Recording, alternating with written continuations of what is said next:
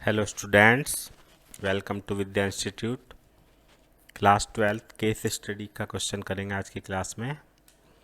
Based on maxima and minima, a telephone company in a town has 500 subscriber on its list. किसी telephone company के 500 subscriber हैं जिनसे वो collect fix charge of ₹300 per year. 500 subscriber से 300 rupees पर subscriber वो company लेती है।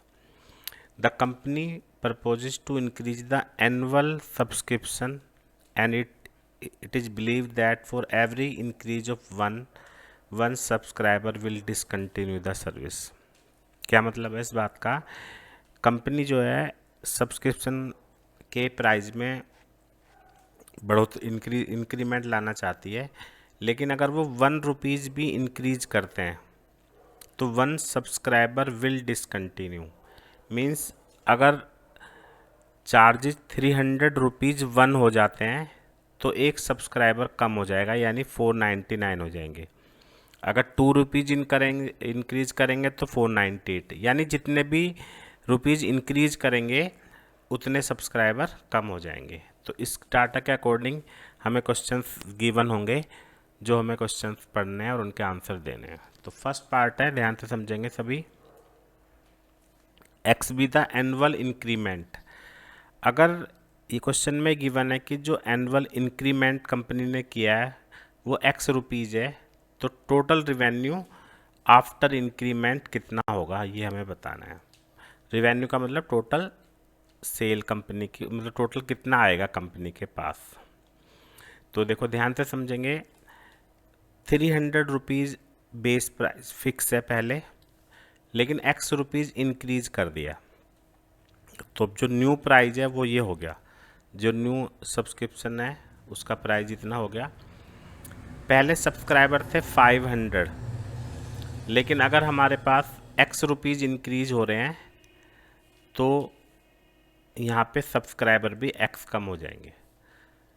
अब इन दोनों का अगर हम प्रोडक्ट कर देंगे कि भाई एक सब्सक्राइबर से इतने रुपीज़ आ रहे हैं और इतने सब्सक्राइबर हैं, तो हमारा रिवेन्यू निकल आएगा। तो मल्टीप्लाई कर देते हैं।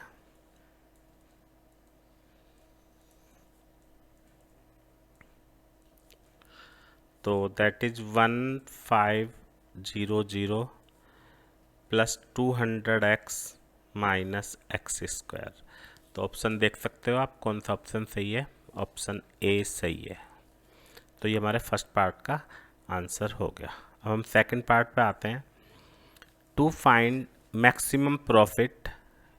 मैक्सिमम प्रॉफिट के लिए हमें क्या करना होगा? तो टू मैक्सिमाइज प्रॉफिट, प्रॉफिट को मैक्सिमम दिखाने के लिए revenue must be maximum. Revenue maximum होना चाहिए, और रिवेन्यू मैक्सिमम कब होगा? तो उसका जो डेरिवेटिव है वो 0 के इक्वल होगा। हम मैक्सिमम एंड मिनिमम में ये पढ़ चुके हैं। तो ए ऑप्शन हमारा सही होगा कि R-X equal to 0। How much fee the company should increase to have maximum profit. Maximum profit के लिए रिवेन्यू मैक्सिमम होना चाहिए, और रिवेन्यू हमारा कितना था? जितना भी था हम उसका डेरिवेटिव कर लेते हैं। कितना था? तो -2x प्लस 200, -2x प्लस 200 और 4 मैक्सिमा। मैक्सिमा के लिए डेरिवेटिव 0 होना चाहिए, तो यहाँ से हमें x की वैल्यू मिल जाएगी 100। तो कंपनी को ₹100 इंक्रीज करने चाहिए मैक्सिमम प्रॉफिट के लिए। तो ये बी पार्ट हमारा ऑप्शन हो गया। नेक्स्ट पार्ट है क्वेश्चन का। अगर हमारा प्रॉफिट फंक्शन ये गिवन है px, तो ये मैक्सिमम कितना हो सकता है? तो मैक्सिमम के लिए पहले हम इसका डेरिवेटिव करेंगे।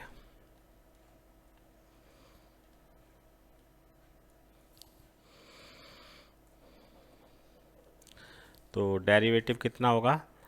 24 - 36x फिर इसको हम 0 के इक्वल रख लेंगे, तो यहाँ से हमें x की वैल्यू मिलेगी 3/2 नहीं 24/36 2/3। ठीक है, तो मैक्सिमा के लिए x की वैल्यू 2/3 है, तो मैक्सिमम प्रॉफिट कितना होगा?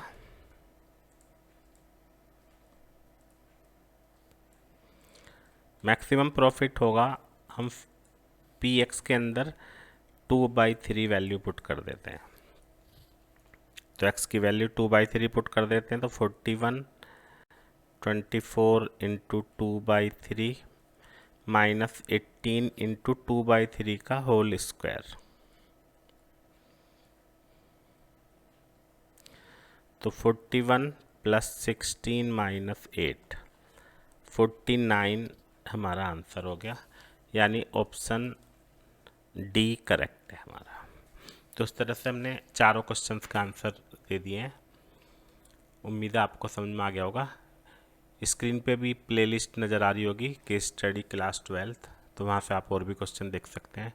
Thank you very much.